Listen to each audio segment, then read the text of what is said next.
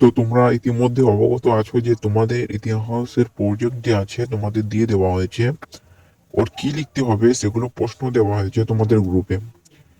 তো তিনটা প্রশ্ন দেওয়া হয়েছে। এক নম্বর হচ্ছে প্যালিওলিথিক থেকে নবপ্রস্তর যুগে প্রযুক্তি, খাদ্য উৎপাদন ও সামাজিক পরিবর্তন, একটি ঐতিহাসিক বিশ্লেষণ। তো এটা তোমাদের খোঁজার পরেও পাইনি, কিন্তু 2 এবং 3 যে প্রশ্নগুলো আছে, এই 2-3 পেয়েছি। তোমাদেরকে জানিয়ে দিই যে 2 নম্বর যে উত্তরটা আছে ওই প্রজেক্টের প্রশ্নটার, তো আমি ইতিমধ্যে ভিডিও তৈরি করে নিয়েছি এবং আপলোডও দিয়েছিলাম। তো তোমরা যারা পিডিএফ চাইছিলে তোমাদের পিডিএফ দেওয়া হয়েছে। এখন আমরা 3 নম্বর প্রজেক্টের যে প্রশ্নটা আছে ওটা নিয়ে আলোচনা করব এবং ওটার উত্তর লেখার চেষ্টা করব, ঠিক আছে? তো তোমাদেরকে আরেকটা কথা বলে দিই যে এই যে উত্তরটা তোমাদের ম্যাম বলেছিল যে লাইব্রেরির বই থেকে কেবল তোমাদের উত্তর লিখতে হবে, তবে তোমাদের প্রজেক্টটা গ্রহণযোগ্য হবে। তো আমি তোমাদের জন্য লাইব্রেরি থেকে গিয়ে লাইব্রেরির বই খুঁজে তোমাদের এখন 3 নম্বর উত্তরটা আমি দেব, ঠিক আছে? তো 3 নম্বর উত্তরটা তোমরা লিখে নিও। খুব অল্প সময় আছে, প্রজেক্ট শীঘ্রই নেবে তোমাদের জমা। তো তোমরা উত্তরটা লিখে নিও। চলো চালু করি ভিডিও।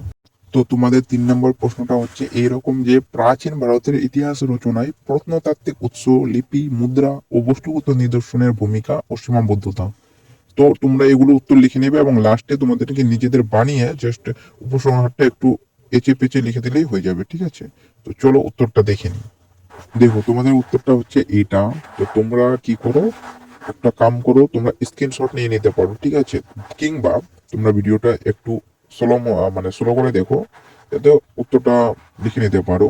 আর হ্যাঁ, পুরো ভিডিওটা দেখো, কেননা এখান থেকে কি কি লিখতে হবে, কি কি লিখতে হবে না, এটাও নিয়ে আলোচনা করবো। কিছু অক্ষর বা কিছু শব্দ বা কিছু লাইনগুলো বাদ যাবে, সেটাও তোমাদেরকে বলবো। তো তোমরা প্রথমে ভূমিকাটা লিখবা, ঠিক আছে? ভূমিকা দিয়ে, এই যে ভূমিকা দিয়ে স্টার্ট করবা অন্যান্য অনেক দেশের তুলনায়, ঠিক আছে? ভূমিকা দিয়ে এখান থেকে চালু করবো অন্যান্য অনেক দেশ স্যার। তো তোমরা দেখে নাও, এটা পুরোটা এখান থেকেই চালু করতে হবে তোমাদের, ঠিক আছে? তো চাইলে তোমরা স্ক্রিনশট করে নিতে পারো। চলো। আর হ্যাঁ, পিডিএফ যদি তোমরা চাও তাহলে আমাকে আমাকে হোয়াটসঅ্যাপে মেসেজ করে বলো তোমার নাম, রোল নাম্বার এবং ইতিহাস মেজর আছে সেটাও তুমি উল্লেখ করো, ঠিক আছে? তো তোমাদেরকে পিডিএফ দিয়ে দেওয়া হবে। আর কমেন্টেও জানাও, ঠিক আছে? কমেন্টেও জানাও, তোমাদেরকে একদম পিডিএফ আকারে দেওয়া হবে, কেননা এখানে যদি তোমরা বুঝতে না পারো তাহলে পিডিএফ এ তোমাদেরকে দিয়ে দেওয়া হবে, ঠিক আছে? কিন্তু তার আগেও তোমাদেরকে পুরো ভিডিওটা দেখতে হবে, কেননা কোন শব্দগুলো তোমাদের লিখতে হবে বা কোন লাইনগুলো লিখতে হবে, কোনগুলো বাদ যাবে, ওটা জানার জন্য। তো তোমাদের এখানে ভারতীয় সাহিত্য যেটা আছে, তো ভারতীয় সাহিত্যটা লিখতে হবে না, ঠিক আছে? ডাইরেক্ট চলে আসবে তোমরা লেখোতে, ঠিক আছে? ভারতীয় সাহিত্য লিখতে হবে না, ডাইরেক্ট চলে আসবে তুমি লেখোতে, ঠিক আছে? লেখোটাই হচ্ছে তোমাদের লিপি। ওখানে বলবে স্যার ওখানে তো লিপি আছে না, লিপি মানে লেখো, লেখো মানে লিপি। তো তোমরা যেটা করবে যে এই যে লেখোটা আছে এই লেখোটা লিপির লিখবে, ঠিক আছে? মানে হচ্ছে যেহেতু তোমাদের প্রজেক্টে শব্দ লিপি ব্যবহার করা হয়েছে, অতএব তোমরা লিপি বলেই লিখবে, কিন্তু উত্তরটা এটাই লিখবে, বুঝছো? লেখার জায়গায় কিন্তু লিপিটাই লিখবে, কিন্তু এই উত্তরটাই লিখবে, ঠিক আছে? যেখানে লেখো দেখতে পাবে ওখানে তুমি লিপি লিখবে। তো দেখে নাও।